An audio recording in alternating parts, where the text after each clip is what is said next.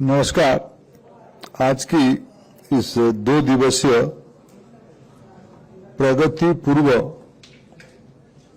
देश भर की स्कूल शिक्षा मंत्रियों की सम्मेलन में उपस्थित सभी राज्यों की आदरणीय मंत्री समूह मित्रगण, प्रमुख अधिकारी मित्रगण, हमें बताया गया लगभग सभी राज्यों की प्रतिनिधि आज की इस कार्यक्रम में उपस्थित थे, समावेश में उपस्थित थे। भारत सरकार की वरिष्ठ अधिकारी मित्रगण, विभिन्न संगठनों की प्रतिनिधि करने वाले मित्रगण, मैं आप सबको आभार प्रकट करता हूं। एक प्रकार शायद ये बैठक 29 जुलाई को होने वाला है। प्रगति की मीटिंग 29 जुलाई को होगा। 29 जुलाई हम सभी के लिए एक महत्वपूर्ण अवसर है। This is the 6th completion year of national education policy 2020।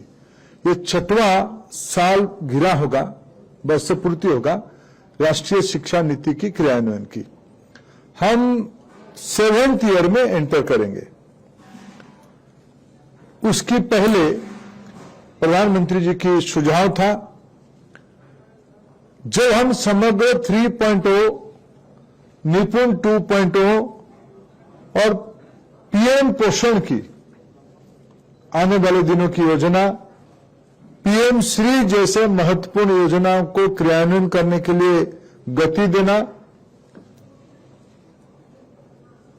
Atal tinkering lab की व्याप्ति करना, उस बैकग्राउंड में इस 2 दिन की शिक्षा मंत्री और वरिष्ठ अधिकारियों की सम्मेलन बहुत महत्वपूर्ण है। आज लगभग 7 माननीय मंत्रियों ने अपने अपने विचार को उपस्थापित किया। बाकी सभी मंत्री कल अपना विचार को उपस्थापित करेंगे। 1-2 मंत्री हमें सूचना दिया गया कल तक आ जाएंगे।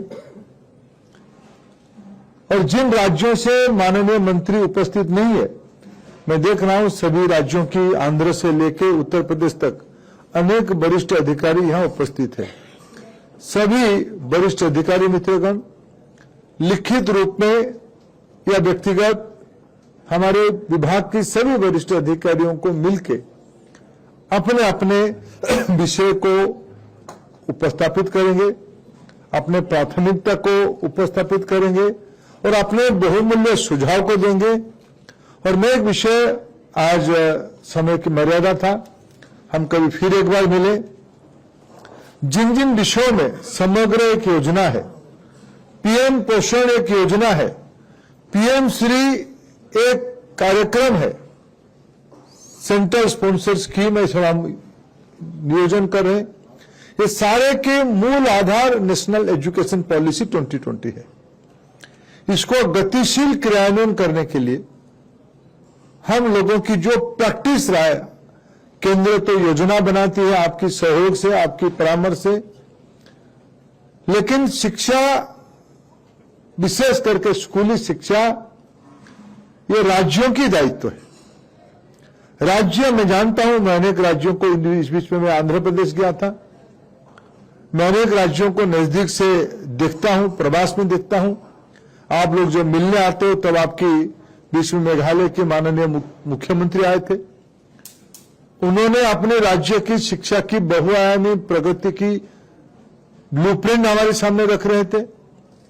मैं आप सबसे जब व्यक्तिगत में मिलता हूं, मेरे को लगता है आपकी राज्य की विद्यार्थियों के लिए, स्टूडेंट्स के लिए भारत सरकार की बियॉन्ड सोचते हो। अभी नीति आयोग की एक बहुत महत्वपूर्ण मीटिंग हुई थी, प्रधानमंत्री जी की अध्यक्षता में मीटिंग हुई थी। हमें अवसर मिला देश के लगभग सभी माननीय मुख्यमंत्रियों से मिलने का, और मैं बहुत जिम्मेवारी के साथ कहता हूं, सभी माननीय मुख्यमंत्रियों ने अपने राज्यों की शिक्षा के बारे में प्राथमिकता की प्रतिबद्धता भी दर्शाई है। मैं आपके माध्यम से आपके राज्य के माननीय मुख्यमंत्रियों को, आपकी पूरा शिक्षा टीम को बधाई देता हूं, शुभेच्छा देता हूं, और उसके माध्यम से आप जो बेस्ट प्रैक्टिसेस, अच्छे प्रयोग जो आपके राज्य में करते हो, निपुण से लेकर शिक्षक शिक्षा तक अनेक सुझाव भी आज आए हैं। भाषा के बारे में सुझाव आए हैं, इंफ्रास्ट्रक्चर के बारे में सुझाव आए हैं, विशेष कुछ इलाका में आपकी जो रणनीति है उसके बारे में भी आपने सुझाव दिया है। ये सब भारत सरकार के अधिकारी आज भी नोट किए हैं, कल भी नोट करेंगे। कल समग्र शिक्षा की और कुछ विषयों के बारे में आपसे चर्चा होगी और विशेष करके पोषण के बारे में कल आपके साथ विस्तार से चर्चा होगी। मैं 2-3 विषय आपके सामने उल्लेख करना चाहता हूं। मित्रों, प्रधानमंत्री जी ने देशवासियों के सामने एक बहुत महत्वाकांक्षी लक्ष्य रखा है, देश के सामने रखा है। 2047 में भारत आजादी का शताब्दी मनाएगा। आज से 21 साल के बाद, 2 दशक के बाद भारत स्वतंत्रता की शताब्दी मनाएगी। विकसित भारत हम सबकी लक्ष्य है और ये विकसित भारत लक्ष्य पूरा करने की सबसे ज्यादा जिम्मेवारी किसके पास है? तो आज जिनके हाथ में शिक्षा विभाग है, विशेष करके स्कूल एजुकेशन डिपार्टमेंट है। अभी पंकज जी हम सबको यूडाइस की डाटा को इंटरप्रेट करते हुए बता रहे थे, भारत में अभी लगभग 25-26 करोड़ से थोड़ा ज्यादा, नियरली 25 करोड़ बच्चे स्कूल में हैं। वास्तविक इसी आयु वर्ग में अगर आज हम 15 साल की पढ़ाई को यानी बाल बाटिका 1 एंड 2, ये हमारी WCD डिपार्टमेंट और शिक्षा डिपार्टमेंट की जॉइंट रिस्पॉन्सिबिलिटी है। धीरे धीरे बाल बाटिका 3 स्कूल में कोलोकेट होगा या स्कूल अपना प्रारंभ करेगा। मैं कई राज्यों को जानता हूं, उत्तराखंड, उड़ीसा, ऐसे सारे राज्य अपने सभी स्कूलों में बाल बाटिका शुरू कर दिया है। अनेक राज्यों में 6 लाख तक स्कूलों में बाल बाटिका और क्लास 1 ये दोनों कोलोकेटेड है। अनेक राज्यों में बाल बाटिका की हाई स्टैंडर्ड्स भी है, लेकिन ये सब हम दोनों की दायित्व है, school and mass education department तथा WCD डिपार्टमेंट का मिलके आप अपने डिपार्टमेंट के साइलो से बाहर जाके उनको भी कोऑर्डिनेट करते हुए ECC की 3 साल और A1 से 12 ऐसे 15 साल में हमारे देश में एक आयु वर्ग में, एक एज ग्रुप में 2 करोड़ बच्चे रहते हैं। नियमन हमारी बाल बाटिका 1 से क्लास 10 तक बच्चे, कुछ राज्यों की पॉपुलेशन सैचुरेशन हो रहा है, ग्रोथ रेट उनकी कम हो रहा है, कुछ राज्यों में ज्यादा है। दोनों का एवरेज मिलाकर लगभग 2 करोड़ बच्चे एक आयु वर्ग में, एक एज ग्रुप में है। 30 करोड़ बच्चों की दायित्व ये समूह के कंधे में है। जिस बच्चे की आज क्लास 1 में, मैं बाल बाटिका की आयु थोड़ा छोड़ भी दूं, क्लास 1 में जो बच्चा आज 6 साल में है, वो आने वाले 21 साल के बाद उसकी उम्र 27 साल होगा। उस 27 साल के बच्चे का प्रारंभ आपकी दायित्व में है। अभी उसकी FLN, proficiency, critical thinking, decisive leadership, ये जो सब चरित्र उसके अंदर आना चाहिए, ये सब अभी शुरू हो रहा है। ये सब आपकी रणनीति के ऊपर होगा, आपकी सुप्रबंधन के ऊपर होगा। जिस व्यक्ति का, जिस बच्चे का आज इस बार 12वीं में 18 ईयर हो गया, वो आने वाले 21 साल के बाद वो 39 ईयर का होगा। आज भी भारत की लगभग 65% पॉपुलेशन 35 ईयर के नीचे है, यानी 55-60% बच्चे की दायित्व, यंगस्टर्स की दायित्व में आधे लोग हमारी दायित्व में, जो फॉर्मेटिव स्टेज में है। बच्चों को लेटर स्टेज में बनाना चैलेंज है, अर्ली स्टेज में बनाना हमारी सहजता है। विकसित भारत के लक्ष्य को पूरा करना है तो इस 30 करोड़ बच्चों की minute planning school education department की स्ट्रैटेजी से होने वाला है। समग्र शिक्षा, PM पोषण उसकी 2 प्रमुख व्हीकल है। मित्रों, इस सारे के लिए आसाम की माननीय मुख्यमंत्री, शिक्षा मंत्री यहाँ नहीं है, उन्होंने कह के गया, आप सब लोग, राष्ट्रीय शिक्षा नीति के प्राइमरी रिकमेंडेशन है क्लास 5 तक हमारी पढ़ाई मातृभाषा में होनी चाहिए। कुछ राज्यों के मित्र कहते हैं we are not agreeing with the national education policy. I want to request them, I want to suggest them, what is the recommendation of NEP 2020? In your state, you should try to make your mother tongue as a language of instruction up to class 5. It will be good if it is up to standard 8. 5 class तक आप आपके राज्य में मातृभाषा में, जो जिसकी मातृभाषा होगा, हमारे देश विविधता से परिपूर्ण का देश है. कहीं तमिल पढ़ाया जाता है, कहीं गुजराती पढ़ाया जाता है, कहीं पंजाबी भाषा में पढ़ाया जाता है, कहीं बंगाली भाषा में पढ़ाया जाता है. व्यक्ति की विकास तब सुदृढ़ होगा जब अगर वो प्रारंभिक अवस्था में अपने घर की भाषा में अभ्यस्त होगा पढ़ने में. अनेक राज्यों में अनेक भाषा है, जैसे आसाम ने कहा हमारे यहां 14 भाषा है. आज भारत सरकार लगभग 120 से ज्यादा द्विभाषी प्राइमर आपके सामने रखा है. इसकी सहारा लेकर हमें मातृभाषा आधारित शिक्षा आप योजना करोगे, यह मेरा पहला अनुरोध आपको है. मित्रों, आज हम कुछ चीजों को अवॉइड नहीं कर सकते. अब विद्या समीक्षा केंद्र की बात हुई. इस बार यूडाइस में कई सारे डाटा आप लोगों की मदद से मिली है और हमारी अपेक्षा है आप लोग आपके अधिकारी मित्रों को परामर्श दो. यूडाइस डाटा को लाइव और डायनेमिक बनाएंगे. आप चाहे तो प्रतिदिन आपके राज्य की दुरंत इलाका की स्कूल की अटेंडेंस भी आप राजधानी में बैठ के देख सकते हो, जिला केंद्र में बैठ के देख सकते हो. उसके एकेडमिक परफॉर्मेंस के बारे में भी आप इसकी मॉनिटरिंग कर सकते हो. आज टेक्नोलॉजी एनेबल्ड एजुकेशन राष्ट्रीय शिक्षा नीति के एक प्रमुख परामर्श है. अनेक राज्यों की समग्र शिक्षा के बियॉन्ड अनेक राज्यों की टेक्नोलॉजी एनेबल्ड एजुकेशन इकोसिस्टम को मैं देखता हूं. आप भी ये आपको एक अवसर मिला है. अनेक राज्यों ने इस प्रकार की बेस्ट प्रैक्टिसेस शुरू किया है. उसको आप परस्पर से भाव विनिमय करके, भारत सरकार भी आपके साथ लर्निंग प्रोसेस में, हम भी कुछ चीजों को आपसे शेयर करना चाहेंगे. आपकी बेस्ट प्रैक्टिसेस को हम ऑल इंडिया मॉडल करना चाहेंगे.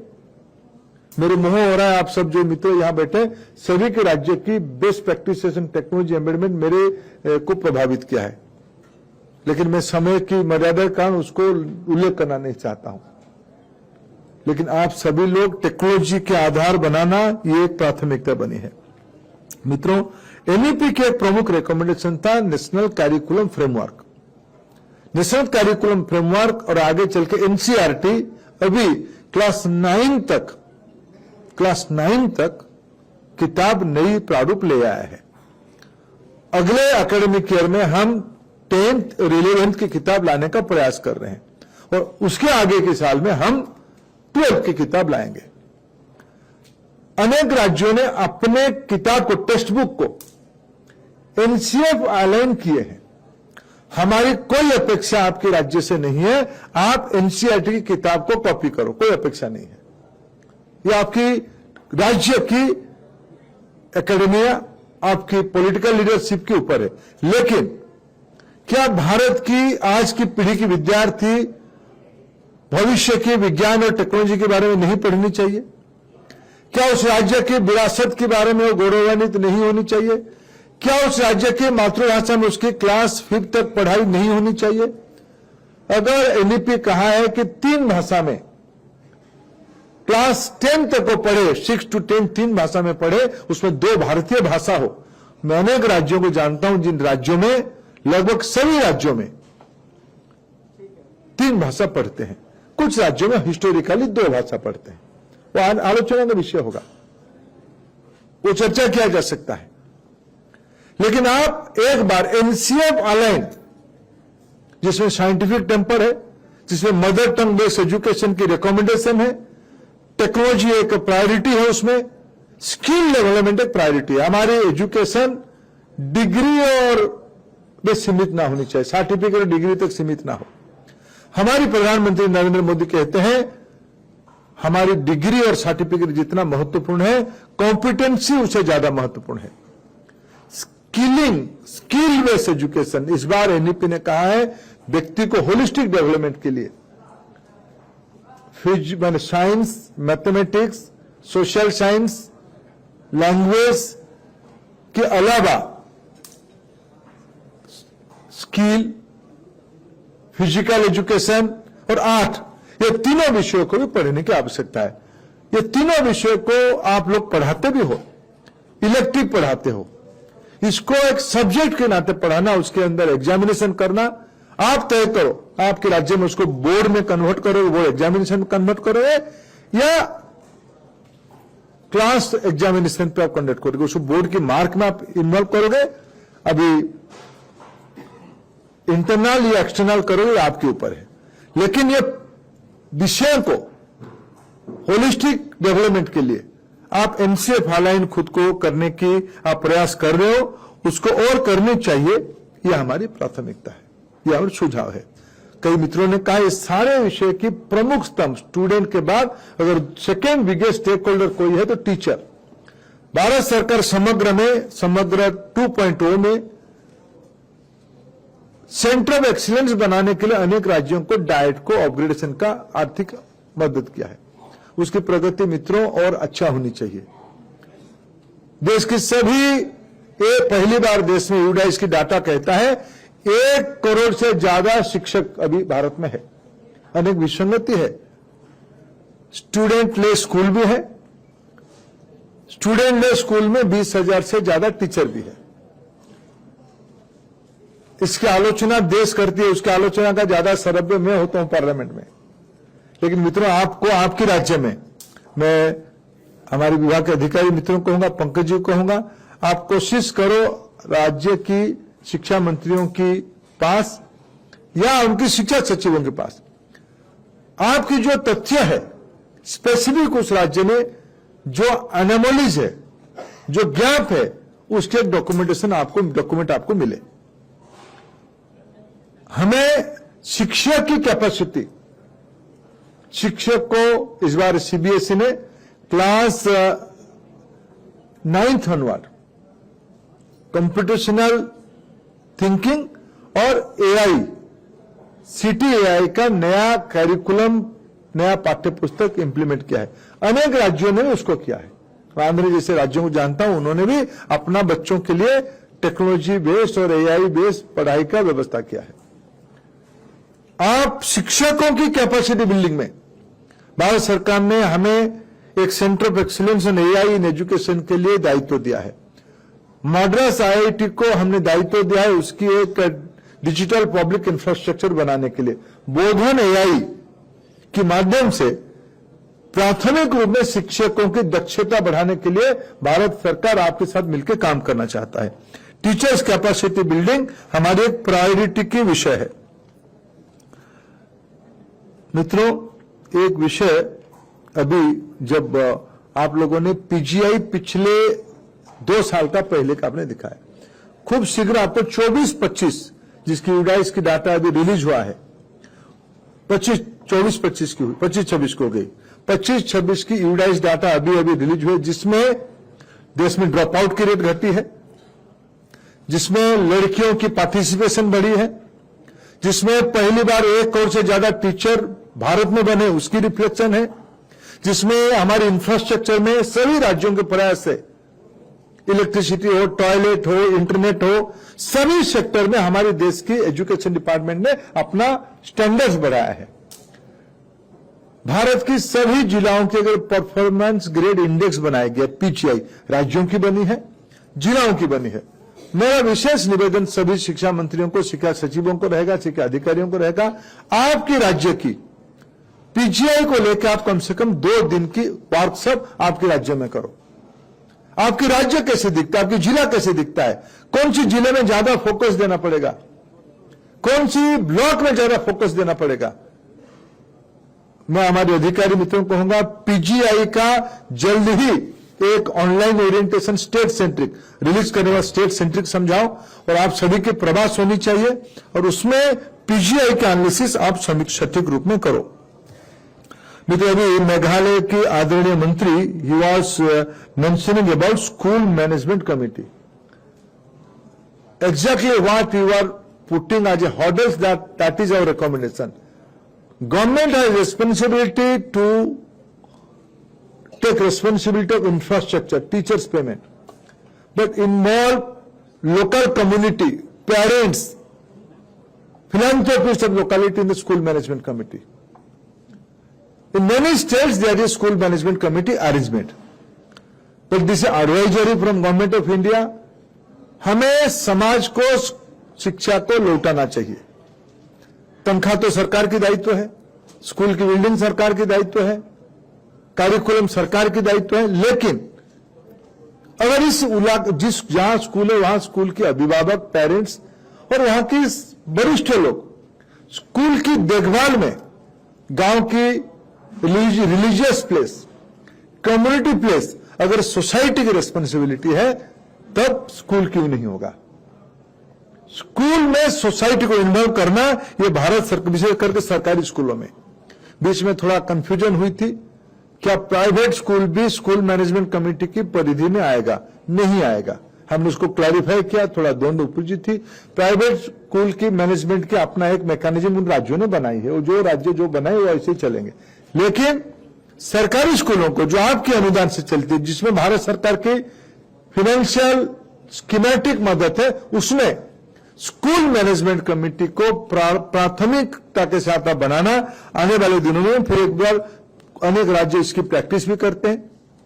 आप सभी लोगों को इन्वॉल्व करते हुए पेरेंट टीचर्स मीटिंग में, स्कूल मैनेजमेंट कमेटी की मीटिंग में आपकी इन्वॉल्वमेंट चाहिए। इसकी एक सोसाइटल इन्वॉल्वमेंट आपको करना, यह आपसे अपेक्षा है।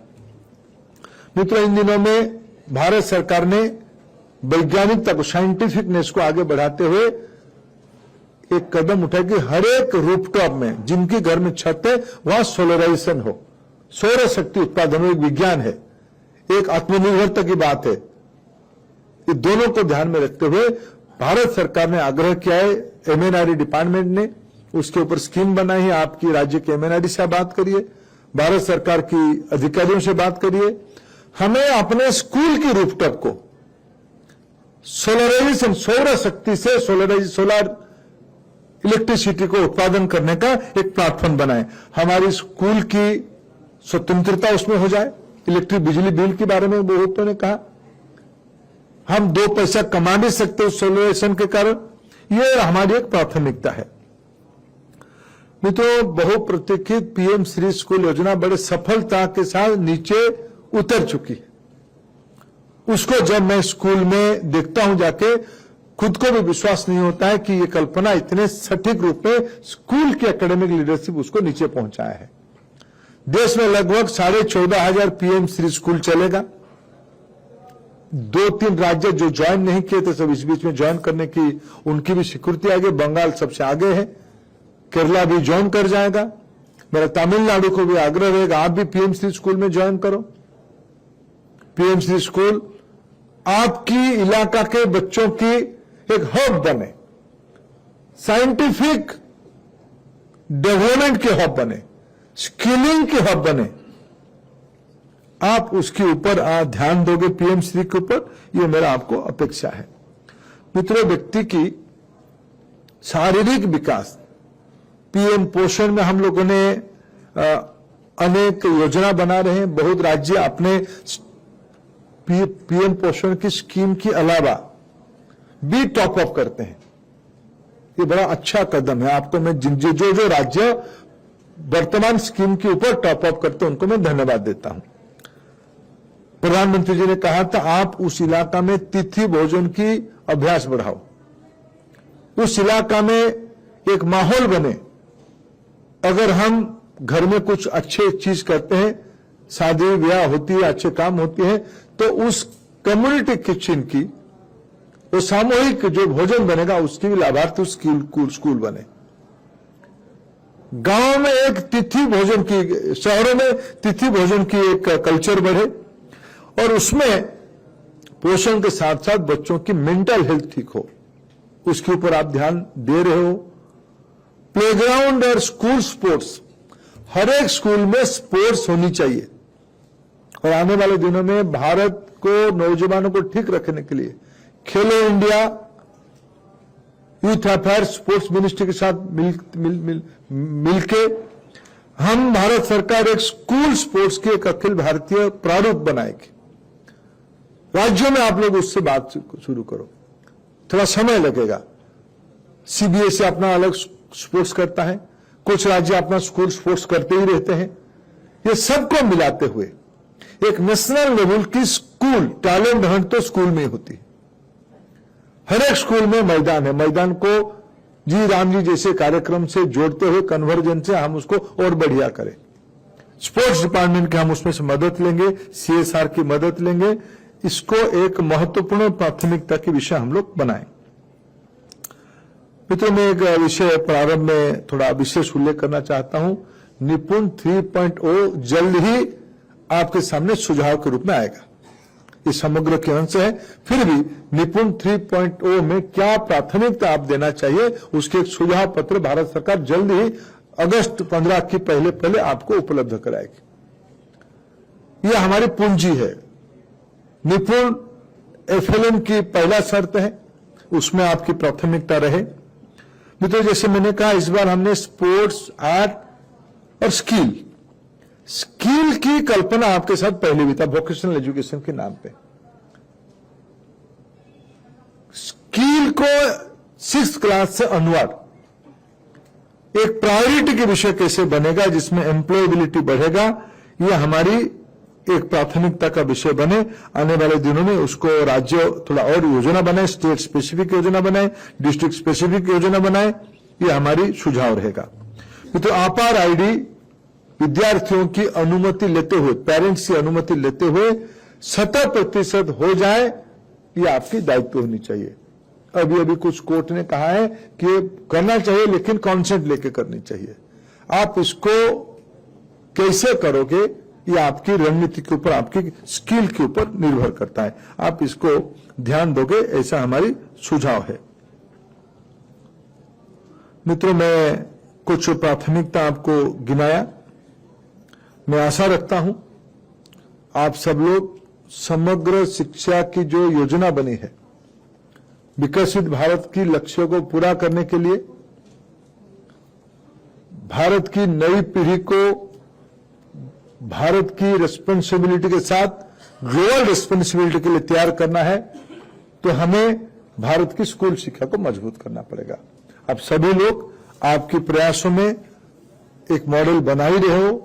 मैं सभी मेरे सहयोगी मंत्री मित्रों को धन्यवाद देता हूं। आपने समय निकाल करके, प्रधानमंत्री जी जब देश की स्पेसिफिक 2 स्कीम की समीक्षा करेंगे, समग्र शिक्षा और पोषण, काला पोषण के बारे में आप बहुमूल्य मत देने वाले हो, राज्यों के अधिकारी मत देंगे, ये सारे को एक सिनॉप्सिस बना के, समरी बना के हमारे अधिकारी मित्रगण प्रधानमंत्री जी की बैठक में उपस्थापित करेंगे।